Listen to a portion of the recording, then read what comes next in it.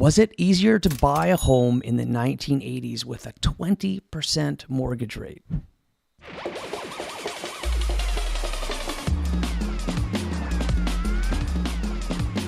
Own your life. In this episode, we're going to dive into something that I've wanted to run numbers on for quite some time. Was it actually more affordable to buy real estate in Vancouver with a 20% fixed mortgage rate? Let's figure that out. While growing up, I lost count of the number of times I recall my parents bitching about how tough it was during this time. But was it really that bad? I'm Jessi Johnson, guiding you with over 18 years experience as a mortgage broker and realtor. Houses back in the 1980s were as cheap to purchase as the price of property transfer tax on some transactions today. The data is scattered, but from what I can see, the average Vancouver home in the mid-1980s was about $160,000, although some data shows significantly lower numbers. Today, that number sits at $2,500,000, which is 15 times higher. Now, have income levels risen 15 times? No. The average Vancouverite income in 1982, from what I could find, was about $30,000. It's a little bit higher in Vancouver. Today, the average Vancouverite income is about $69,000. So in the last 40 years, it's doubled and changed, not increased 15 times like the price of a house. Sure, average income levels in the 1980s were lower than today, but it's crucial to consider the rate of income growth relative to the home price growth and inflation. While nominal incomes are higher today, the key factor is the income to house price ratio, which has deteriorated, making home ownership less affordable today. Now let's run some numbers here. A $160,000 home value with a 20% down payment is a mortgage of $128,000. At a 20% fixed mortgage rate with a 25-year amortization, that costs $2,108 per month or $25,300 per year.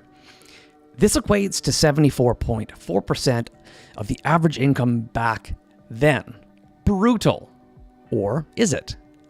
Today, the average Vancouver house is $2.5 million. So with a 20% down, which isn't actually possible based on a sliding scale, the mortgage would be $2 million. At today's fixed rate of 5.5%, your payment would be $12,455 or $149,460 annually. That is approximately 215% of your income in 2024. Sure, I'm using the average income and not the average household income, but it doesn't make as much of a difference as you would think. Sign me up for 20% mortgage rates with 1980 home prices all day long. While I have your attention, please like this video and help me with the algorithm, and don't forget to subscribe to this channel.